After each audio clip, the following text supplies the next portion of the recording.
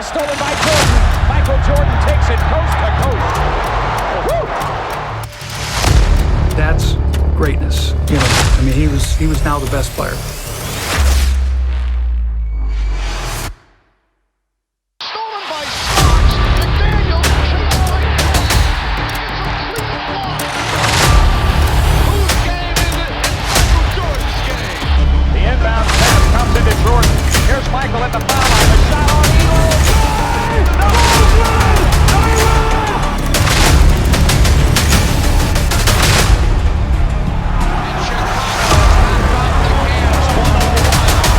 win!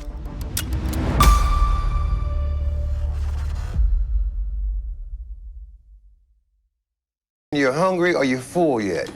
No, you feel yourself getting full because each time that you win, it takes away a little bit of that hunger, you know, which is a challenge within itself. You know, it's a battle within your mind to find a challenge to go to that same place that you've been 5 times before, you know, and that's hard, you know. When people say, well, the first one was the hardest, no, the last one's the hardest because you're battling with yourself. You know, the thing that I remember the most about my father, but the thing that I do remember all the time, you know, I think about him practically every day, is for a person like myself who live in the spotlight and is so critical, you know, from people all the time in terms of what I do, what I say, you know, where I go. The thing he's always said, take a pause before you make a decision and say, what if?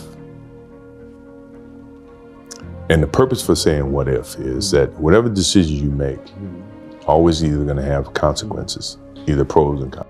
People are watching, you know, people are learning, people are paying attention, and you know, the best news in today that sells is negative news.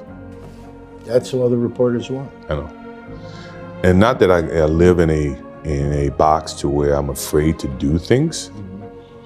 I know that, you know, as my father says, the what if comment is to be able to deal with the consequences of what decisions you make. And you think about that. If you think about the consequences, pro or con, you make the right decisions that you feel is the right decision. Now, all the decisions I made, other people may view to be not the right decisions from their perspective. But for me to go play baseball, and everybody says, oh, it was a failed opportunity to play baseball. You know, that's what they think. For me, it was the best thing that could have happened for me because it allowed me to go back to the game with a stronger passion. So when we won those championships and we went through those things mattered to me far greater than what I did in 91, 92, 93. People don't see that, and people will never understand that to be success. You know, all they think about, well, he batted 202, you know, and he struck out a certain number of times. Yeah, okay. You know, but the effort was there, and the learning curve and the passion was there that has transcended not just to me, but to other people who are afraid to do things because they're worried about the perception that may come from other places. To me, that's more gratifying than anything, you know. So that's the things that my father and my mother instilled in me. Take a negative and turn it into a positive. Don't be afraid to fail. As soon as you look back in your history and you come up with something that you feel like you want to change, something else has to change. You know, disappointment to me, to win, you got to lose. To be successful, you got to have something that's not successful.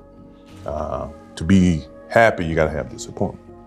So I think all of those things have evolved and happened to make me who I am and understand the benefits and the privileges I have for being who I am, you know, and not to wear it on my sleeve, be very humble about it. That's one thing my parents taught me very well is, you know, don't wear your reputation, don't wear your accolades, don't wear your, you know, your personality on your sleeve. Let it happen, let it be you. It is who you are.